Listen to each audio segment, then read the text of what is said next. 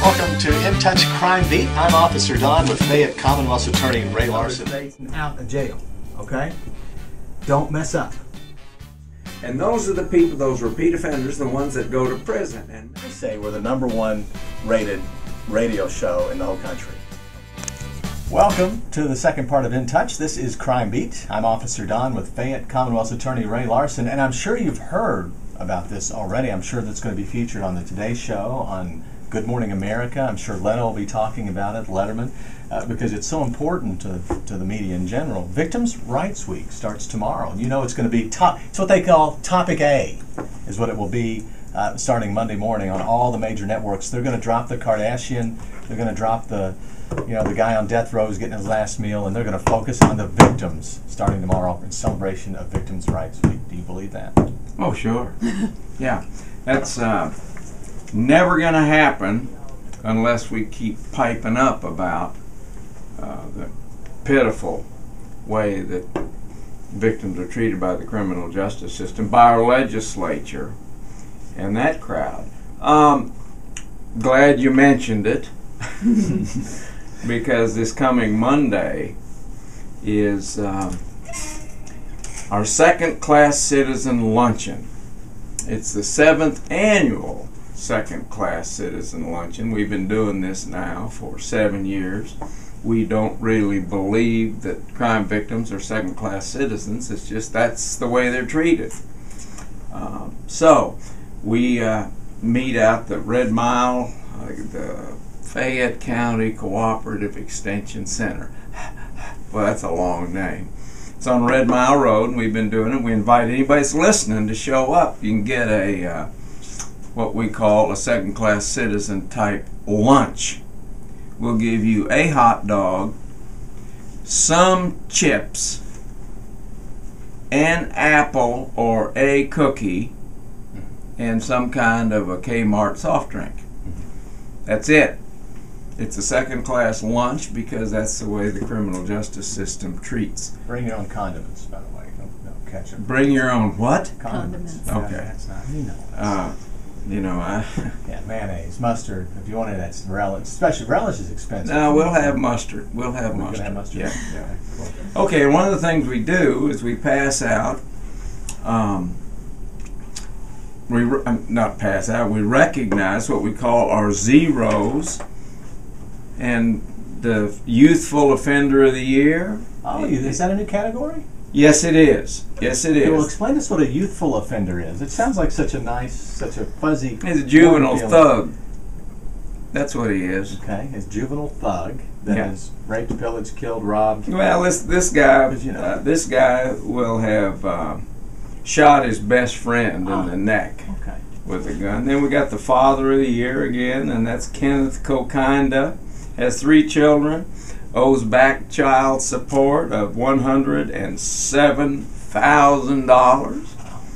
We got another Father of the Year, Michael Morris. He violated his no-contact domestic violence order by cutting his wife with a knife. He's such a loving father that he also cut his 14-year-old son when he tried to come to his mother's aid. We got the Employee of the Year. This is a woman named Regina Shepard. She worked at a locksmith company and stole over a period of time 1 ton, 2,000 pounds of blank keys. Where did she recycle them? Or what is Yeah, she sold them to the metal people. And the question is, why in the hell do the metal people buy these things? They got to know something stinks over there, so I'll hear from them. And then we got the Burglars of the Year. Well, you need to change it. It's non-violent burglars of the year. Yeah, that's Perfect. right. You've got to Good get the point. category Yeah, right. yeah, because these are the guys that we prosecute, and they immediately let out because they don't think they are worth keeping in prison. Breaking into someone's house is not a violent crime. It's That's right. not a big deal. And you also need the non-violent attempted murderer of the year, since that's a category in the right. state as well. I just got some suggestions on a couple of categories. Good. That's all. Well, we got and one more is the granddaughter of the year. This is a new one, and it's sort of it's a nice one. Heather McLaughlin had her boyfriend kill her grandmother because the granddaughter wanted the grandmother's house, and that was the only way to get it.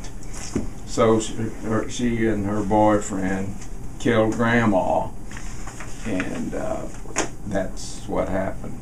It is Victims' Rights Week, and Jim Gray, we asked the mayor to declare it Victims' Rights Week, and he did by a proclamation, and we're pleased about that. And another part of the of our second-class citizen luncheon is going to be the recognition of some heroes.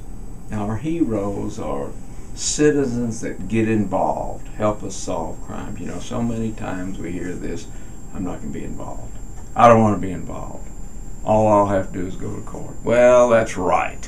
Mm-hmm. And so, but we have had some people that have really been superstars about this, and Mary Houlihan, who's the director of our victim services, is here with us today, and I wish Mary would talk a little bit about some of our citizen crime fighters. Well, it's been interesting to me coming to criminal justice as more of a layperson that has had to have a wake-up call to so much about what the criminal justice system really is versus what we all get to be secure in thinking it is before crime happens to us. One of the things that I noticed first in working as the director of victim services is that beyond the direct victim of any crime, the witnesses to that crime, or the people that kind of inadvertently get pulled into the investigation and prosecution of that crime, are truly victimized as well, not only because of what they probably saw or experienced in the trauma, but the ride through the criminal justice system. You take a citizen and they're not going to really realize just because of what they witnessed that they're going to be involved in this long process and perhaps testify at multiple hearings, at least at trial. Sitting out there with these witnesses waiting to testify, I know they're victimized. I mean, they're sitting there nervous as can be, scared to death about what's going to happen when they go in the courtroom. And so when we have cases, every case involves somebody that is an important witness, whether they want it to be or not. Every case does rely upon the citizens of our community to stand up and do the right thing. But in some cases, what the citizens did just really made all the difference in the world. And so we're going to take some particular cases and announce what the witness did in those cases and call them our heroes this year. Well, tell us about a couple of them.